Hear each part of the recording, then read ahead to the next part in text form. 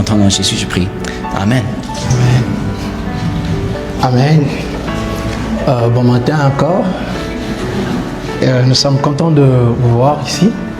Alors, si tu es nouveau, comme a dit le pasteur Olivier, j'aimerais rappeler que nous sommes dans une période où nous parlons d'une série d'enseignements intitulée « Redécouvrir Jésus ». Alors, dans cette série, nous sommes en train de parler sur l'identité et la mission de Jésus. Non, ce ne sont pas des attributs que nous lui conférons, mais c'est ce que lui-même a dit sur lui. Et aujourd'hui, nous allons voir un autre aspect de Jésus, ce qu'il a déclaré sur lui. Nous avons lu dans Jean chapitre 15, que nous avons tous lu ici, où Jésus déclare ceci: « Je suis la vraie vie ». Ou encore « Je suis le vrai sceptre » pour un autre français. Et j'aimerais mettre un peu le contexte sur ce qui se passe dans cette histoire. Nous sommes dans un contexte où Jésus est au soir de sa vie, au soir de sa mission. Il était prêt à partir. Il y a certains commentateurs qui disent même qu'il était en train de faire une sorte de testament, parce qu'il savait qu'il partait déjà. Alors il parlait à ses disciples, il révélait ce qu'il était, mais il leur préparait aussi pour leur prochaine mission. Et Jésus utilise une image qui n'était pas méconnue du public Israël, parce que cette image de la vigne, déjà à cette époque, Israël était habitué, déjà il avait la culture de la vigne. On dit même que dans cette époque-là, il y avait la culture de la vigne était vraiment dans son apogée, en Judée ou en Galilée. Et Jésus utilise cette image pour parler de lui, pour dire ce qu'il est. Mais Israël aussi savait ce que c'était la vigne, parce que à l'époque, l'histoire d'Israël, Israël était considéré comme la vigne de Dieu. Israël était toujours considéré comme la vigne de Dieu. Il portait cette image comme étant la vigne de Dieu. Et Jésus vient dire, écoutez, maintenant là, c'est moi qui suis la vraie vigne. Je me dis, c'était un peu choquant que Israël entende ce genre de paroles. Dire que nous avons été toujours considérés comme la vigne de Dieu, et toi tu viens dire que tu es la vraie vigne. Qu'est-ce que tu veux dire par là? Oh oui, Jésus savait pourquoi est-ce qu'il disait ça. On voit dans Ésaïe chapitre 5, versets 3 à 4, c'est Dieu d'ailleurs qui parle concernant sa relation avec Israël. Il dit: maintenant donc, habitants de Jérusalem et hommes de Juda, soyez juges entre moi et ma vigne. Ça, c'est Dieu qui parle au travers du prophète Ésaïe. Il déclare que Israël était sa vigne. Israël était la vigne de Dieu. Donc on comprend que Israël avait une relation avec Dieu. Il bénéficiait de la protection, de l'affection de Dieu. Mais Dieu avait d'autres plans. Actuellement, Jésus devient le centre du plan de Dieu.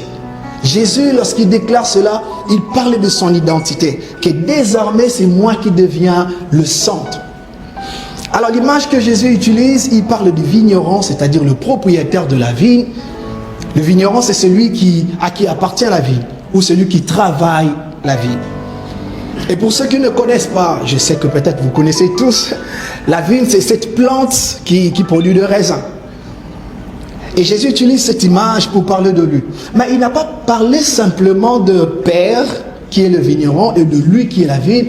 Il a aussi parlé d'une autre branche, d'une autre catégorie. Il a parlé aussi de sarment. Il dit à ses disciples: si je suis la vigne, si le Père est le vigneron, qui êtes-vous maintenant? Sachez que vous êtes des sarments, ou encore vous êtes des branches. C'est-à-dire que vous faites partie de moi. Vous faites partie de ce projet de Dieu. Vous n'êtes pas en dehors du plan de Dieu, vous êtes dans le plan de Dieu, vous aussi. Et si vous êtes dans le plan de Dieu, vous devez savoir que vous devez maintenant porter de fruits. Parce que si le vigneron plante une vigne, ce n'est pas pour décorer. Ce n'est pas pour décorer qu'on plante une vigne. C'est pour que la vigne donne le fruit, pour que la vigne donne du raisin. Et les disciples de Jésus, que nous sommes aussi aujourd'hui, avaient mission pour donner ces fruits-là. Avaient mission pour porter le fruit. Et qu'au travers de disciples, au travers de nous qui suivons Jésus, que le monde goûte à ce fruit et découvre ou connaisse qui est Jésus. Alors dans la Bible, il y a beaucoup de symboles qui parlent de fruits. Je veux parler de ça rapidement ici. Parce que vous entendrez, vous lirez peut-être dans la Bible, on parle de fruits. Dans Matthieu 3, on parle de fruits comme la repentance. Dans Romains 1, on parle de fruits comme gagner des âmes. Si vous gagnez des âmes à Christ, la Bible parle de ça, c'est comme un fruit.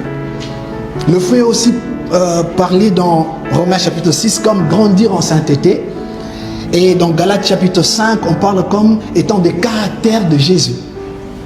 Et ici, on va s'attarder sur un aspect de fruit qui se trouve dans Galates chapitre 5, qu'on va ici parler. Mais remarquez, Jésus dit que nous devons porter de fruits, mais il met d'abord une condition. Il dit, si je suis la vigne, vous devez porter de fruits, mais il demande à ses disciples, il nous demande, il dit, demeurer. La première des choses qu'il demande, il dit, vous devez demeurer. S'il faut porter de fruits, vous n'allez pas porter de fruits par vous-même. Vous devrez demeurer. Alors lorsqu'il parle de demeurer ici, le terme grec de demeurer, c'est méno. Méno signifie rester, séjourner, ne pas partir. Ou encore continuer à être présent dans un lieu. Jésus leur dit, vous devez rester présent. Et méno ici en grec faisait référence à trois choses. Lorsque Jésus parle de méno, il faisait référence à trois choses parce qu'il savait ce qu'il disait. Premièrement, méno fait référence à un lieu. Si on vous demande de rester, n'est-ce pas normal qu'on vous montre d'où vous devez rester? C'est pas ça? Et si on vous demande de rester, n'est-ce pas normal qu'on vous dise combien de temps devez-vous rester dans cet endroit? Ok? Si on vous demande encore de rester, n'est-ce pas normal qu'on vous dise dans quel état vous devez rester? Dans quelles conditions vous devez rester? Et Jésus a placé ces trois choses dans sa relation ici lorsqu'il leur demande de demeurer. Et on peut voir dans Jean chapitre 15, verset 9. Il dit, comme le Père m'a aimé, je vous ai aussi aimé. Demeurez dans mon amour. La version Seigneur dit, maintenez-vous dans mon amour. Parce que si Jésus avait laissé simplement une porte comme ça, on n'aurait pas su. Est-ce que tu nous demandes de rester dans Jérusalem? Est-ce que tu nous demandes de rester, je ne sais pas moi, dans la chambre haute? Non. Il place le contexte, il dit, vous devez rester maintenant d'une seule place, c'est dans mon amour. Alors, laissez-moi vous dire, vous parler de deux histoires pour que vous compreniez c'est quoi rester dans l'amour de Dieu. C'est quoi l'amour de Dieu? Vous aurez déjà entendu parler d'une histoire où on amène une femme qui était surprise en flagrant délit d'adultère dans la Bible, c'est dans Jean 8. Cette femme, on amène vers Jésus une femme, on dit, cette femme est trouvée dans l'adultère. Et d'après la loi de Moïse, on dit qu'il faut lapider cette femme, elle doit mourir. J'étais en train de lire cette histoire, je me dis, les Juifs avaient tous les endroits du monde pour amener cette femme, mais ils ont commis l'erreur d'amener cette femme au seul endroit où elle ne pouvait plus être jugée. Je me dis, mais vous aurez dû l'amener, je ne sais pas moi, hors de la ville et la lapider, ça aurait été bon. Mais ils disent, ok, amenez-le envers Jésus, on va dire ce qu'il va dire. J'ai dit, oh, vous avez commis l'erreur. Lorsqu'ils ont amené cette femme vers Jésus, et il se retrouve à la fin que Jésus ne condamne pas, il dit à la femme, je ne te condamne pas. Qu'est-ce qui s'est passé? Ils ont amené cette femme dans un lieu, dans le cœur de Dieu, où elle ne pouvait pas être condamnée. Elle ne pouvait pas être jugée. Je suis sûr que lorsqu'ils sont rentrés, ils disent, qu'est-ce qu'il nous a appris? Je suis sûr, ils ont regretté. L'autre a dit peut-être à son voisin, je t'avais dit, cet homme-là, il ne condamne pas. Cet homme-là, il est bon. C'est ça l'amour de Dieu. L'amour de Dieu est le seul endroit où celui qui est pécheur peut venir sans être jugé.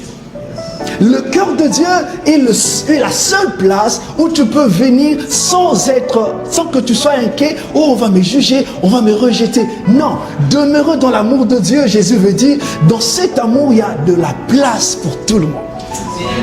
Je vous raconte la deuxième histoire, c'est déjà connu d'ailleurs. Un enfant un jour a pris, il est deux frères, l'histoire de deux frères. Le cadet a dit, ok papa, donne-moi mes biens, je veux aller partir. Et il part. Il fait tout ce qu'il veut, il délapide l'argent et tout. Et puis à un moment, il s'est dit, ok, d'accord. Là maintenant, je dois rentrer. Et lorsqu'il pensait rentrer dans la maison de son père, il ne pensait pas, il pensait lui pour lui, il disait, je vais avoir un job, ou peut-être on va payer, je ne sais pas moi, $15 de l'heure. Comme ça, je vais survivre. Il dit, mais lorsqu'il rentrait, lui ne savait pas qu'il avait une autre place plus excellente pour lui que simplement rester dans la maison. Il y avait une place dans le cœur de son père. Et lui, il pensait que je vais rentrer, je vais dormir dans le même lit que j'avais l'habitude de dormir. Mais il avait une autre place. Il y avait une autre place dans le cœur de son père. Parce que si vous lisez cette histoire-là dit, le père était chaque jour, il était en train de voir quand est-ce que mon fils va être de retour. Et je me dis, si ces jours-là, dans la maison, peut-être quelqu'un avait pris la chambre de ce garçon-là, mais il y avait un endroit où il y avait une place qui était toujours réservée, qu'on ne pouvait pas prendre, c'était dans le cœur de son père. Restez dans l'amour de Dieu. Il dit, restez dans mon amour. C'est le seul endroit où tu peux rester sans avoir peur d'être jugé, sans avoir peur d'être rejeté.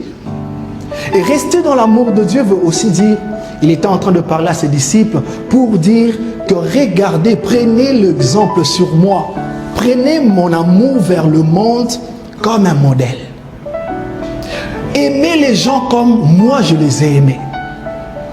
Est-ce que vous savez que l'erreur que nous commettons et quand nous aimons les autres et qu'à un moment tu te retrouves fatigué parce que tu aimes ton voisin, parce que tu comptes sur ton amour à toi, tu n'as pas de modèle. Lorsque tu commences à aimer quelqu'un selon le modèle de Jésus, tu comprendras que même si je suis fatigué, je dis ok d'accord, je vais aimer parce que Jésus-Christ nous a aimés. Et lui-même, il a dit, puisque le Père m'a aimé, moi aussi je vous aime. Jésus avait un modèle. Le modèle, c'était l'amour de Dieu. Et lui-même se passe pour un modèle. Il dit, ok, vous avez vu comment le Père m'a aimé, non? Vous avez vu aussi comment je vous ai aimé alors? Alors aimez-vous. Demeurer dans l'amour de Jésus veut dire aussi, prenez l'exemple sur Jésus. Sinon, vous allez vous fatiguer. Tu n'as jamais entendu un père qui dit à son enfant, oh, je suis fatigué de toi. Mais c'est même père qui était, ou la même mère qui était là avec son bébé, ouais, je t'aime. Et puis une fois, un jour, il te dit, je suis fatigué, j'en ai marre. Tu sais pourquoi est-ce que tu es fatigué? Parce que tu veux aimer comme toi-même, tu n'as pas de modèle. Lorsque tu regardes comment Jésus a aimé le monde, tu dis, ok, bien que je sois fatigué, bien que tu sois invivable, bien que tu commences à m'agacer, mais je t'aime quand même. Parce que tu as un modèle. Tu dis, ok, je veux aimer, je regarde comment Jésus a aimé, tu regardes comment Jésus m'a aimé, tu dis, ok, moi aussi j'aime aussi. Ok? Alors, je verrai que tu regardes ton voisin, regarde ton voisin, regarde ta voisine, regarde un peu. Regarde ton voisin. Merci à ceux qui en sourient, c'est bien.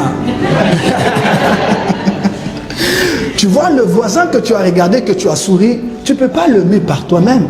Tu dois avoir un modèle pour l'aimer.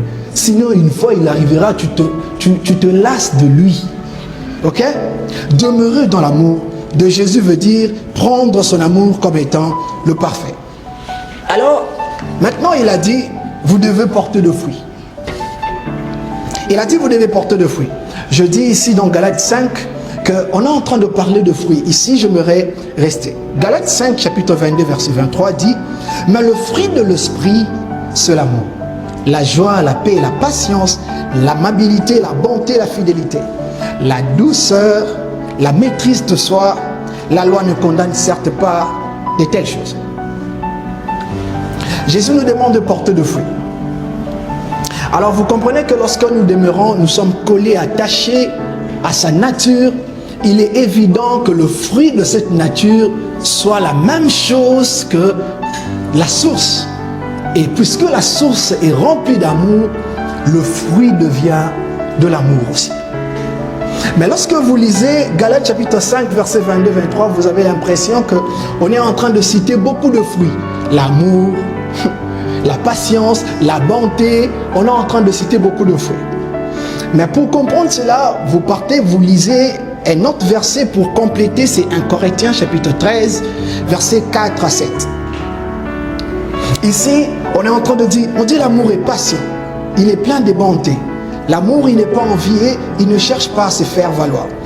Ces passages ici complètent Galates 5. Si vous lisez ces passages, vous allez comprendre que c'est l'amour qui est la racine de tout le fruit de l'esprit. C'est l'amour qui amène à être bon. C'est l'amour qui amène à être patient. Si quelqu'un n'a pas d'amour, il ne peut pas être bon. Si quelqu'un n'a pas d'amour, il ne peut pas être bon, il ne peut pas être patient. Ne prenez pas l'amour comme à part entière. Si vous voulez respecter le fruit de l'esprit, c'est d'abord l'amour qui est la racine de tous les autres fruits de l'esprit. C'est l'amour qui est la racine. Et il est important maintenant, Jésus dit que nous devons rester. Si nous devons rester dans cet amour, je dis ici, menons ou demeureux faisait référence aussi à un état, à une condition. Dans quel état nous devons rester? Vous serez d'accord avec moi que pour maintenir un amour, pour maintenir le climat de l'amour, pour rester attaché et que l'amour règne toujours, il y a deux choses qu'il faut faire. Il y a la communion, il y a le partage qui doivent être présents dans ton amour, dans votre relation. Tu sais, lorsque tu peux aimer les enfants, tu peux aimer les gens dans la famille, mais si tu ne remplis pas certaines conditions dans la famille, l'enfant peut aller voir ailleurs. Et ici, Jésus nous demande de rester. On doit demeurer. On doit vivre avec lui. Et je nous propose deux choses. Avant que je dise ces choses, j'aimerais dire que la vie chrétienne, Jésus, la relation avec Jésus, ne vient pas s'appliquer à l'église. Il y a d'autres qui, lorsqu'ils viennent à l'église, ok, je viens vers Jésus. Lorsque je sors les dimanches, toute la semaine, ok, c'est bon. Je vis ma vie, je ne compte pas, on ne parle pas. Ça, c'est pas une relation. Si vous voulez que l'amour se maintienne, vous devez avoir du temps pour partager avec l'autre. C'est pas ça. Qui d'entre nous va croire que, voilà, quelqu'un lui dit je t'aime, mais il n'a jamais le temps pour lui donner? Tu peux croire à ça? Non, bien sûr que non. Tu dis, mais tu dis toujours que tu m'aimes, tu n'as jamais eu le temps de me parler. On n'a jamais eu le temps de partager. C'est ça aussi. Lorsque Jésus nous demande, rattachez-vous, demeurez en moi, c'est aussi trouver du temps pour lui. Dans la prière, par exemple, et dans la lecture de la parole de Dieu. Trouvez du temps dans la semaine pour rester avec Jésus. Trouvez du temps. Vous devez avoir du temps. Trouvez du temps. Jésus, quelqu'un a dit une fois, il a dit, il dit dans la relation avec Jésus, il ne veut pas seulement avoir un rendez-vous galant avec toi. Il veut te passer la bague au doigt. Il veut rester longtemps avec toi. Il veut rester longtemps. Alors nous devons avoir des moments pour que cet amour se maintienne. Et entre nous aussi, en tant que disciples, nous devons avoir le partage. L'amour se maintient. L'amour, ce n'est pas quelque chose qui se dit, mais il se vit. Si tu dis aimer ton voisin, ça doit se voir, n'est-ce pas? Si tu dis aimer ton frère, ta soeur, ça doit se voir, n'est-ce pas? C'est-à-dire qu'il y aura, on ne va pas te forcer, il y a des échanges, c'est naturel. L'amour donne. La Bible dit, Dieu a tant aimé le monde qu'il a fait quoi? Il a donné. Il a donné son fils. C'était naturel. Si je t'aime, je dois te donner. Il y a un partage. Il y a l'autre qui amène, tu reçois, mais à un moment tu dois donner. Et cet échange fait que ça maintienne votre amour. Parlant du partage, je vais rapidement parler d'une histoire. Un jour, c'était le dimanche, là, on était en train de rentrer. Je crois que c'était Kim qui m'avait amené des cookies pour le café. En rentrant, j'ai dit à Kim, « Ah Kim, tes cookies, c'était délicieuses. » Ah tiens, thank you. Et puis il y a lui, son mari qui dit, « Ah, je crois que elle fait des bons cookies. C'est d'ailleurs pour cela que je l'ai épousée. » Lui, je suis désolé, je devais parler de ça. Vous comprenez? Je ne dis pas qu'il aime sa femme simplement pour ça. Je n'ai pas dit ça. Mais je veux dire que vous comprenez qu'il est conscient que dans l'amour, il y a celui-là qui porte, qui vient avec des choses. moi aussi je l'aime, je donne des choses et l'autre donne aussi. Et ça fait que ça maintient la relation. Je trouve du temps et ça fait plaisir. Dieu ne veut pas que tu le sers simplement. Jésus veut une relation d'intimité. Que tu sois son intime, que tu sois celui qui vit avec lui, qui partage des moments. Dans mon propre témoignage, j'ai été baptisé très tôt. Et je servais Dieu à l'école de dimanche, à l'Écodim. Mais une fois je suis allé à l'université, j'ai entendu une parole. C'est là où Jésus m'avait fait comprendre que, ok, ce que je veux pas que tu me sers simplement. Je veux une relation d'intimité avec toi. Je veux une relation. Je veux une relation. La seule, je crois que c'est ça la différence entre les autres religions aussi. On ne va pas seulement dans un temple pour adorer et puis nous partons jusqu'au dimanche prochain. Non. Nous partageons une vie avec quelqu'un. Et vous devez maintenir et la demeurer, maintenir. Faites des efforts pour rester collé à Jésus. Parlez-lui tout le jour. Il est là. Priez tout le jour. Restez conscient devant sa parole tout le jour. Maintenez cet amour jusqu'à ce qu'il y revienne. Et j'aimerais terminer pour dire, il a dit, si quelqu'un reste avec moi, il va porter beaucoup de fruits. Dieu, il veut que nous puissions faire plus. Il aime que nous puissions donner beaucoup. Il aime que tu puisses avoir continuellement de l'amour. Continuellement de l'amour. Dans Jean 15, verset 2, il a dit, tout sarment qui est en moi et qui ne porte pas de fruits, il le retranche. Et tout sarment qui porte de fruits, il l'émonde afin qu'il porte encore beaucoup de fruits. Ça, déjà, ça révèle combien on est dépendant de Dieu. Voilà pourquoi il a dit, sans moi, vous ne pouvez rien faire. On est dépendant de Dieu. Tu es dépendant de Dieu. Dans la vigne, le vigneron enlève la poussière, les insectes, les petites pousses, parasites. Vous savez, lorsque le vigneron vient émonder, peut-être, c'est ça le mot, je veux dire, arranger, tailler. Lorsqu'il vient tailler la branche, c'est pour que la branche soit en mesure de porter beaucoup de fruits. Il faut à un moment laisser Dieu faire le travail qu'il veut te faire avec toi. On doit dépendre de Dieu. Sache que tu dépends totalement de Dieu. Tu dépends. Et tu dois être joyeux lorsque Dieu travaille dans ta vie. Dieu peut travailler dans ta vie au travers de sa parole. Il te donne une parole, ça te fait mal, mais c'est pour te travailler. Tu as déjà entendu une parole de la part de Dieu. Tu entends ça, ça te fait mal au cœur.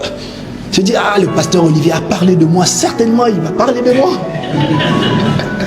Et là, tu te dis, qui a parlé qui lui a dit ça? Mais pourquoi il peut simplement prêcher cette parole qui me fait mal au cœur? Oui, c'est pour te tailler, c'est pour te laver, parce que Dieu veut ça. Amen. Parce que Jésus veut ça. Il veut travailler, il veut te travailler. Et tu dois te dépendre de lui. Dépendre de Dieu. Dépendre de Dieu. Et dans la vie, c'est ce que Dieu fait. Il coupe les parties. Il coupe certaines choses parce que son but à lui, c'est que nous puissions ressembler à Jésus. Nous devons ressembler à Jésus. Et chaque jour que nous avançons, il nous taille. On doit lui dire, je m'abandonne à toi. Travaille-moi. Tu sais qu'il y a peut-être la colère, il y a chaque fois, il y a des choses qu'on te fait remarquer. Tu dis, ne te bats pas avec tes propres efforts. Abandonne-toi à Dieu. Dis, tu dois m'émonder. Travaille-moi, taille-moi. Enlève des choses qui empêchent ma croissance. Qui empêchent que je ressemble à Jésus. Parce que si le monde veut venir à Jésus, il doit voir que nous ressemblons exactement à Jésus. Amen. On doit ressembler à Jésus. Je ne suis pas en train de dire ici que pour venir à Jésus, vous devez arriver à tout abandonner. Non. Lorsque nous venons à Jésus, nous venons tels que nous sommes et c'est à lui de nous travailler. On n'attend pas que tu abandonnes tout le péché du monde. Non. Il veut simplement que tu viennes et tu lui dis, j'accepte d'être changé. Je veux que tu me changes. Je veux que tu me travailles. Je veux que tu enlèves des choses. Tu sais, il y a certaines personnes qui sont peut-être rongées par la culpabilité et disent, est-ce que Dieu va me recevoir si je viens auprès de lui? Ouais, il va te recevoir. Parce que le travail de changer, ce n'est pas toi, c'est lui qui va le faire. C'est les vignerons, c'est le propriétaire de la vigne qui vient tailler des choses qui ne sont pas utiles dans ta vie. Alors tu dois te laisser faire. Tu dois venir vers lui. Si tu es là et tu redécouvres Jésus, tu ne sais pas, tu es rongé par la culpabilité. Pendant que l'équipe de louange monte déjà, j'aimerais te dire que tu as besoin de Jésus. J'aimerais te dire que tu dois accepter le travail que Jésus est en train de faire dans ta vie. Tu peux monter. On doit accepter le travail que le Seigneur est en train de faire. Abandonnons-nous à Jésus. Restons près de lui. Disons-lui que je ne peux pas avancer seul. Prions qu'il nous débarrasse de tout ce qui peut entraver notre croissance. Je veux aller plus avec toi, mais j'ai besoin que tu me travailles. Je veux demeurer avec toi, mais j'ai besoin que tu travailles. Acceptons le travail que Dieu veut faire dans nos vies. Acceptons ce travail. Disons simplement, oui Seigneur, j'accepte de changer et je viens à toi. Prions. Oui Seigneur, ce matin, nous avons compris ton message. Tu nous parles que tu es la vraie vie. Tu es la source. Tu es celui qui nous faut. Nous prions Seigneur ce matin que sans toi nous ne pouvons rien faire. Nous devons continuer à rester près de toi. Nous devons continuer à rester proche de toi, attachés à toi. Être à ton image, porte de fruits. Mais sans toi, nous ne pouvons rien faire. Ce matin, nous nous abandonnons. Comme nous l'avons chanté ce matin par ces cantiques, je m'abandonne à toi. Travaille nos vies. Travaille notre cœur. Seigneur, tu sais que de fois, il y a des choses qui m'attachent encore au monde. Il y a des choses qui ne te glorifient pas. Et je prie, Seigneur, ce matin, nous nous abandonnons à toi. Et je prie, Jésus, pour celui qui hésite encore de venir vers toi, alors qu'il y a une place pour lui. Dans ton cœur, dans ton amour, il y a assez de place pour tout le monde.